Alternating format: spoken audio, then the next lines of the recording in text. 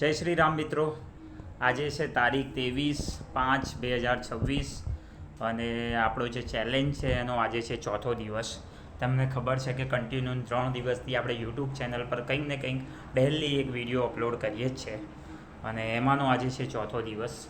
તો આજે ઘણી બધી બે ન્યૂઝની અપડેટ છે. એક તો આપણા ભારતીય સેનાની અંદર લેહ લદ્દાખની અંદર ચીતા નામનું એક હેલિકોપ્ટર હતું, એ ક્રેશ થઈ ગયું છે. પણ ભગવાનની ખૂબ જ મહેરબાની અને કહેવત છે ને કે જેને રામ રાખે એને કોઈ ના ચાખે, તો કોઈને પણ નથી નુકસાન થયું. તો થેન્ક યુ ભગવાન કે તમે આપણા ઇન્ડિયન આર્મીની રક્ષા કરી અને બહુ ખૂબ જ સારું કહેવાય કે ભલે કદાચ પ્લેન ક્રેશ થઈ ગયું પણ આપણા દેશના કોઈ પણ જવાનને કંઈ નુકસાન નથી થયું. થોડું ઘણું નાનકડું થયું છે પણ બહુ વધારે નહીં. તો આ ખૂબ જ જોરદારમાં જોરદાર એક ન્યૂઝ બી કહેવાય અને ભગવાનનો આભાર બી કહેવાય કે એમણે આ રીતે કોઈને પણ થોડું પણ નુકસાન થવા દીધું નથી.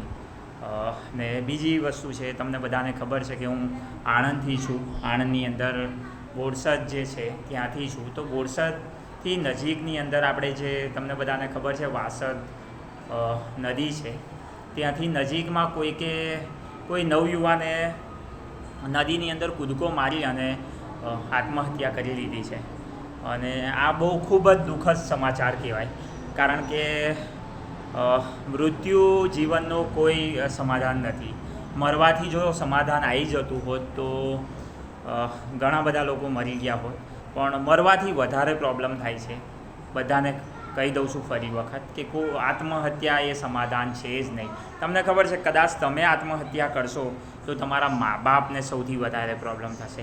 મેરિડ હશો તો તમારા પત્નીને, તમારા બાળકોને પ્રોબ્લેમ થશે. તો પ્રોબ્લેમ વધવાનું છે, ઘટવાનું નથી. અને એક મા પોતાના દીકરાને પણ ગુમાવે છે. એટલે આત્મહત્યા જે છે એ કાયર લોકોનું કામ છે અને જીવનની અંદર કાયર નથી બનવાનું આપણે. ગમે તેવી પરિસ્થિતિ આવી જાય, ગમે તેટલું પ્રેશર આવી જાય, ગમે તે થાય, આપણે હંમેશા વીર જ બનવાનું છે અને ભગવાનનો હંમેશા આભાર માનવાનો છે કે ઘણા લોકો લાઈફની અંદર એવા છે જે ચાલી નથી શકતા, ઘણા લોકો દુનિયા જોઈ નથી શકતા, એમની આંખો પણ નથી, ઘણા લોકો પાસે રહેવા માટે ઘર નથી, જમવા માટે ભોજન નથી, છતાં એ બધા સ્ટ્રગલ કરી રહ્યા છે.